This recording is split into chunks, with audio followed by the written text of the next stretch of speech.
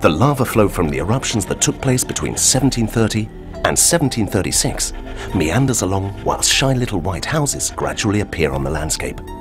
One of them stands out sharply from the rest. This is the former residence of the artist César Manrique, which today houses the headquarters of the foundation that bears his name. In Lanzarote, to talk of César Manrique is to talk of a symbol of a respect for the environment and the defense of this island against overcrowding and overexploitation. César Manrique, as well as possessing an outstanding creativity, was the person who managed to raise awareness among the inhabitants of the island of the importance of caring for and protecting it. And perhaps it is this that has been his greatest gift to us. The foundation is mainly dedicated to conserving, studying, and spreading the artist's work. It also promotes culture, art, and the environment through exhibitions, conferences, and publications.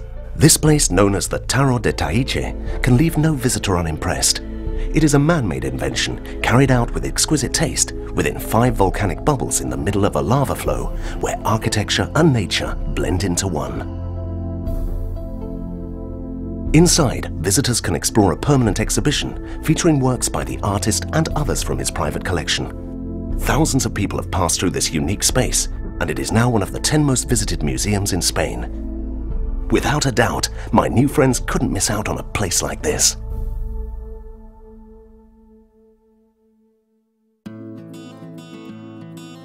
For Sunday, I recommended that they get up early to go to the market of Teguise. I was waiting for them at the entrance of the town, looking forward to getting lost amongst the hubbub and the craftsmen.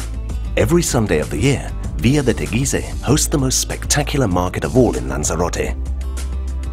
Here you can find local produce, crafts, and even handmade timbales, these string instruments, which are typical of the Canary Islands. During the rest of the week, Villa de Teguise seems to transform itself, and all the hustle and bustle is replaced by peace and tranquility. Silence wanders through the narrow paved streets, and the whitewashed walls remind us of Teguise's historic past when it was the island's capital from the 16th to the second half of the 19th century. Its well-preserved old quarter has been declared as a national heritage site and recalls episodes from the past such as pirate invasions and the first stately buildings. There are many places of interest such as Constitution Square with its emblematic lions, the Church of Guadalupe and its characteristic bell tower, and those buildings now converted into museums, the Spinola Palace, the convents of Santo Domingo and San Francisco, and the home of the Marquis of Herrera. But if we had to single out just one place that is full of character, it would have to be the Santa Barbara Castle, located on the summit of Guanapai volcano. This castle fortress was built at the beginning of the 16th century on this strategic site. Although it's not the highest point on the island, it has the best views of the coasts and ports, which helped when keeping a lookout for any invading pirates or criminals. It was stormed several times and has been witness to much of the history of Villa de Teguise. In 1989, it was restored and became the Museum of the Canarian Migrant, hosting exhibitions on the different aspects of islanders' emigration to the Americas. From the top of the castle, we see Famara, and a little further away, the island of La Graciosa. I explained to my friends that the only way to get there was by boat, and that those little islands also belong to the municipality of Teguise. El Risco de Famara stands majestically before the little island and the intensely blue sea, which is popularly known as El Rio, the river. Once on La Graciosa, we reached Caleta de Cebo, the main town. This is where most of the island's small population lives, approximately 600 people. Its streets are made from sand. Here tarmac doesn't exist, and nor does any hurry or stress. There's just peace, nature, and hospitality. La Graciosa forms part of the Chenico Archipelago Natural Park, and its waters are home to the only 2 marine fishing reserves of the Canary Islands. The rest of this archipelago is formed by the small islands of Montaña Clara, Alegranza, Roque del Este, and Roque del Oeste. Scuba diving here is a real marvel, both because of the flora and fauna and the beautiful seabeds. La Graciosa is the only one of the islands open to visitors. Its beaches are spectacular, practically pristine and deserted. They're also ideal for surfing and bodyboarding. To the north is the beach of Las Conchas, which is both the largest and the most unspoiled. To the east we find La Alhambra, and to the west the delightful bay of La Cocina.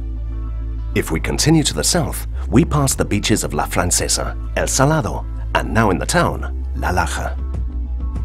Here on La Graciosa, you can enjoy our gastronomy like nowhere else. Fresh fish, papas arrugadas, potatoes, green and red mojo sauces, sancocho, and traditional stews. In Teguise, there's always lots to see and do. Sport, fun, culture, history, tradition. One of our most deep-rooted customs is Canarian wrestling.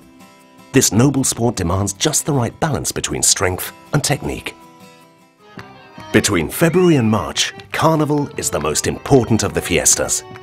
In the streets of Villa de Teguise, the celebrations remain traditional. Here, the Diabletes de Teguise chase and terrify the children, wearing billy goat masks that are a symbol of virility and survival.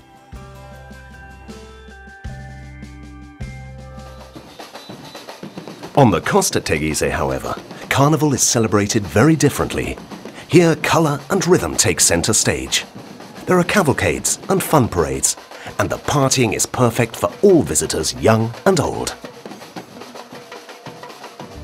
As well as the carnival, the folklore of the islands is represented in our music and dance, in the rhythms of sorondongos, isas and folias. Teguise is great. Teguise has so much to offer.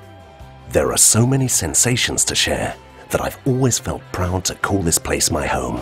Being part of a history like this one, and seeing those who visit us so happy, is what pleases me the most, today and always, because Teguise is a sun full of history.